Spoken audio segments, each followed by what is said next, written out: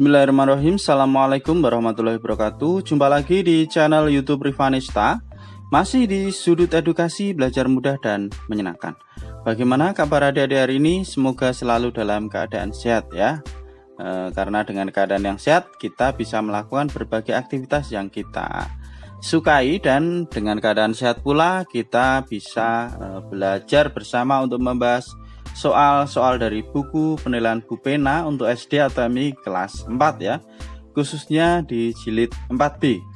Dan pada kesempatan kali ini kita masih di tema 6, cita-citaku, dan kita sudah sampai di latihan soal subtema 2 ya. Oke, langsung saja kita menuju ke latihan soal subtema 2 karena di sini agak banyak ya. Oke, kita mulai dari yang muatan bahasa Indonesia KD 3.6. Nomor 1, berikut ini yang sebaiknya dilakukan sebelum menulis puisi adalah jawabannya yang B, yaitu menentukan tema ya. Jadi sebelum menulis puisi itu sebaiknya kita menentukan tema. Kemudian yang kedua, pilihan kata yang tidak boleh digunakan dalam puisi adalah, jawabannya adalah yang A, kata yang bersifat mengejek ya. Jadi dalam puisi itu tidak boleh kita gunakan kata yang sifatnya mengejek ataupun menghina ya. Di materi juga sudah ada itu ya. Kemudian nomor 3, fungsi tema dalam menulis puisi adalah, nah fungsi tema dalam menulis puisi itu apa? Ini sudah saya tuliskan ya.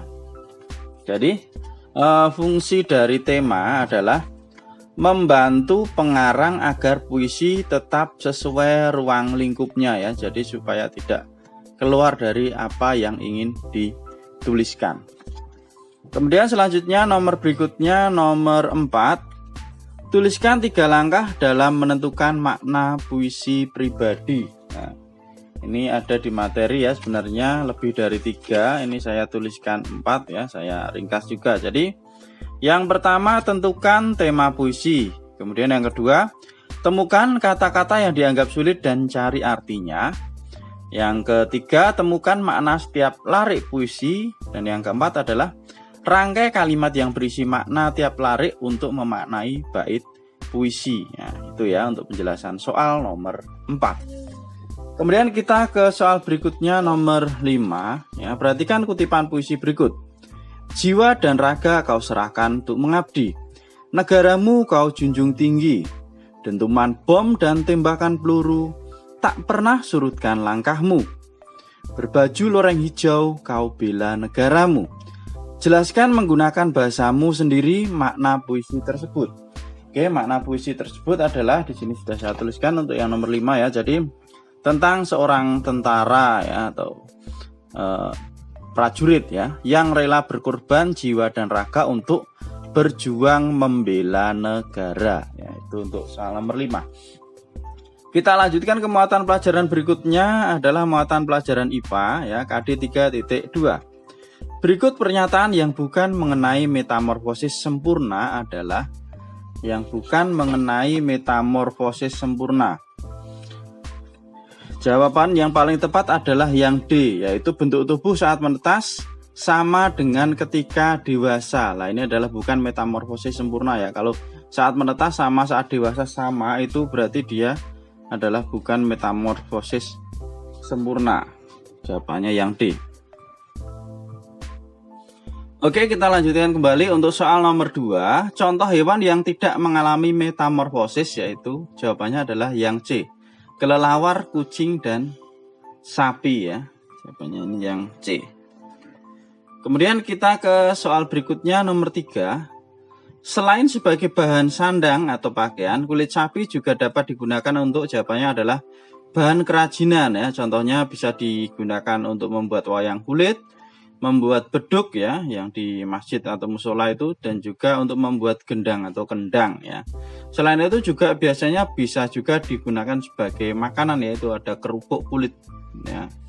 Itu ini saya tuliskan sebagai bahan kerajinan saja. Oke, kemudian untuk yang nomor 4, tuliskan 3 contoh manfaat tumbuhan bagi manusia, hewan, dan lingkungan. Nah, ini manfaat tumbuhan, ini sudah saya tuliskan juga. Yang pertama, bagi manusia itu sebagai bahan makanan ya, misalnya padi. Nah, Kemudian yang kedua bahan kerajinan ya, misalnya rotan itu sebagai bahan kerajinan ya. Kemudian yang ketiga bahan sandang atau pakaian, contohnya adalah kapas, itu bisa dijadikan pakaian. Itu manfaat tumbuhan bagi manusia. Selanjutnya manfaat tumbuhan bagi hewan itu apa? Yang pertama bahan makanan ya, jelas ya. Kebanyakan hewan juga yang herbivora terutama dia memakan tumbuhan ya. Kemudian tempat berlindung ya, tempat berlindung bagi hewan ya. Kemudian yang ketiga adalah sebagai tempat hidup makhluk hidup atau habitat ya. Kemudian manfaat tumbuhan bagi lingkungan. Yang pertama ini adalah penghasil oksigen ya, terutama pada siang hari itu biasanya dia mengalami fotosintesis yang mengeluarkan oksigen ya, kebanyakan tumbuhan hijau. Kemudian yang kedua, penyeimbang ekosistem. Nah, ekosistem alam ya terutama. Kemudian yang ketiga adalah menyerap karbon dioksida ya. Jadi menyerap karbon dioksida dan menghasilkan oksigen ini pada saat mengalami proses fotosintesis di siang hari itu ya. Oke, itu untuk soal nomor 4. Selanjutnya kita ke soal nomor 5 ya. Perhatikan kedua hewan berikut. Ini ada gambar kucing dan juga ayam ya. Buatlah tabel perbandingan kedua hewan tersebut yang mencakup siklus hidup, cara berkembang biak dan kegunaannya bagi manusia ya. Oke, di sini sudah saya buatkan tabel perbandingannya ya antara kucing dan juga ayam ya. Oke, siklus hidupnya kalau kucing itu dia tidak mengalami metamorfosis, demikian juga ayam. Ayam juga tidak mengalami metamorfosis ya. Kemudian bagaimana cara berkembang biak? Cara berkembang biaknya kucing melahirkan sedangkan ayam bertelur. Kemudian kegunaan bagi manusia, kucing itu sebagai hewan peliharaan ya, biasanya dipakai dipelihara ya di rumah ya. Kemudian untuk ayam itu sebagai bahan makanan, bisa diambil dagingnya ya, kemudian diambil telurnya, yaitu sebagai bahan pangan atau bahan makanan. Nah, itu adalah untuk muatan pelajaran IPA 1 sampai 5 sudah. Sekarang kita ke muatan pelajaran berikutnya yaitu SBDP ya, SBDP. Ini ada gambar orang-orang yang sedang menari ya.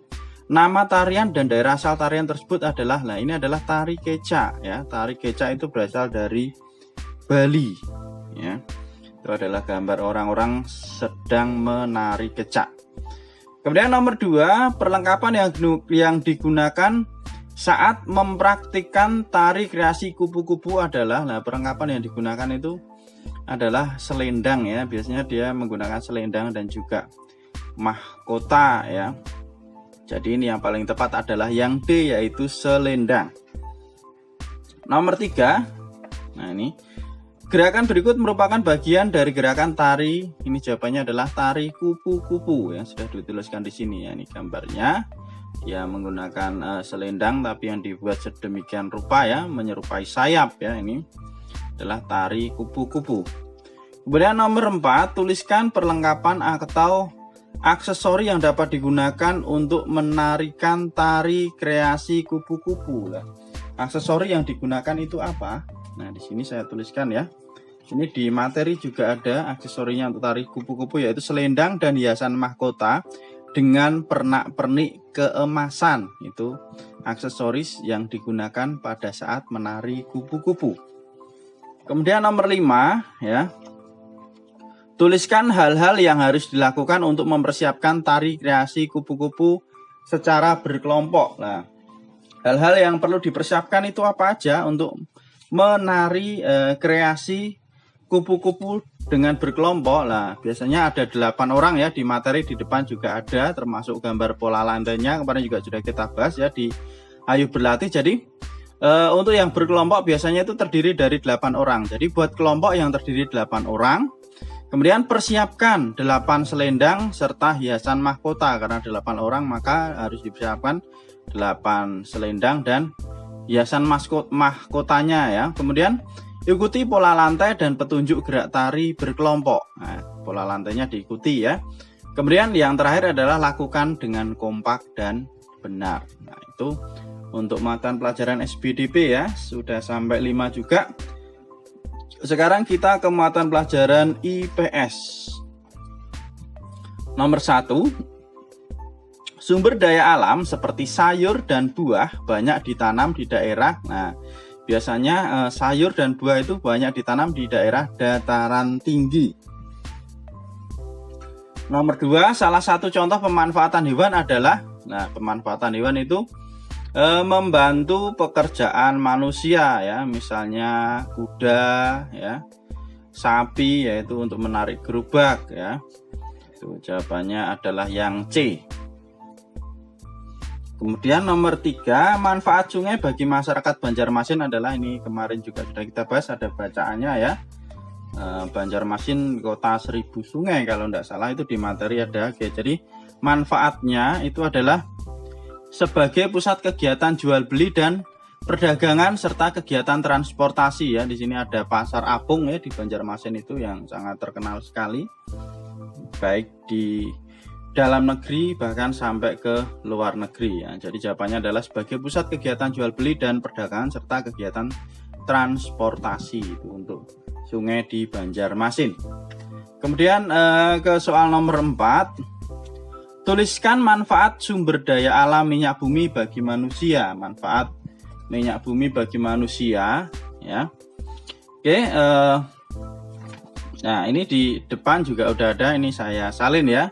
Jadi bahan bakar kendaraan bermotor, kemudian bahan baku yang dapat diolah menjadi gas ya, contohnya LPG. Kemudian penghasil serat untuk bahan baku tekstil yaitu nilon. Lah ini adalah serat sintetis ya berarti ya, atau serat tiruan. Nah, itu yaitu sebagai bahan baku tekstil yaitu nilon. Oke, kemudian kita lanjutkan ke soal nomor 5. Tuliskan 3 ruang yang terdapat pada rumah adat Baduy. Jelaskan juga kegunaannya. Ini juga ada di depan bacaan tentang suku Baduy ya. Nah, ini saya sudah tuliskan ya. Jadi pembagian ruang untuk rumah adat suku Baduy itu ada ruang depan atau dinamakan sosoro ya, sebagai tempat penerima tamu. Kemudian ada ruang tengah atau tepas ya, itu untuk tidur dan pertemuan keluarga. Kemudian yang ketiga adalah ruang belakang atau ipah, itu untuk memasak dan menyimpan hasil ladang serta beras ya, itu ya. Jadi ruang belakang itu untuk memasak, menyimpan hasil ladang dan juga untuk menyimpan beras. Oke, selanjutnya kita ke muatan PKN ya, muatan pelajaran yang terakhir ini. Berikan sikap berikut sikap Patih Gajah Mada yang dapat kita teladani adalah, nah ini tentunya sikap yang paling baik adalah yaitu bertanggung jawab ya, yang D. Oke, kita ke soal ke halaman berikutnya, halaman 52 ya, halaman 52.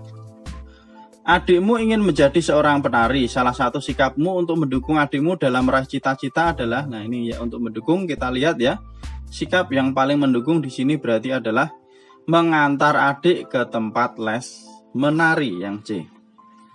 Kemudian nomor 3 ya. Yang nomor 3, salah satu sikap bersatu yang dapat kamu lakukan demi mempertahankan kemerdekaan adalah, ini jawabannya bekerja bakti membersihkan lingkungan. Ini di materi juga ada ya. Ini saya hanya menyalin ya. Jadi jawabannya adalah bekerja bakti membersihkan lingkungan. Kemudian ke soal nomor 4, tuliskan 3 manfaat mengenal bahasa dan makanan khas daerah. Manfaat mengenal bahasa dan makanan khas daerah itu apa? Nah, untuk yang nomor 4 ini kemarin di Ayo Berlatih juga sudah kita bahas ya. Nah, oke, di sini sudah saya tuliskan.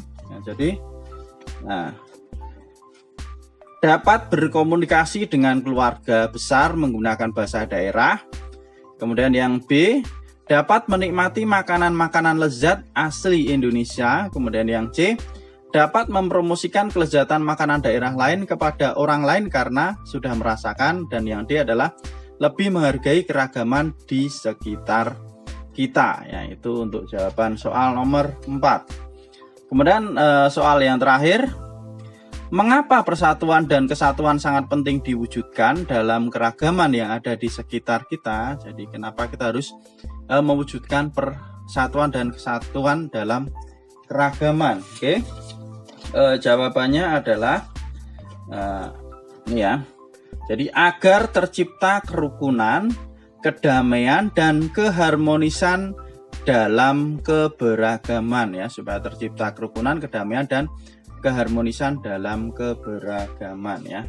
Oke, untuk latihan soal subtema 2, tema 6 ya sudah kita bahas ya. Jadi untuk video berikutnya nanti kita akan bahas untuk ayo berlatih di tema 6 subtema 3. Terima kasih sudah meluangkan waktu untuk belajar bersama. Mohon maaf apabila ada kekurangan dalam penjelasan. Silahkan pertanyaan atau saran bisa dituliskan di kolom komentar. Dan yang masih ketinggalan bisa disimak ya di playlist ya pembahasan Bu Pena kelas 4.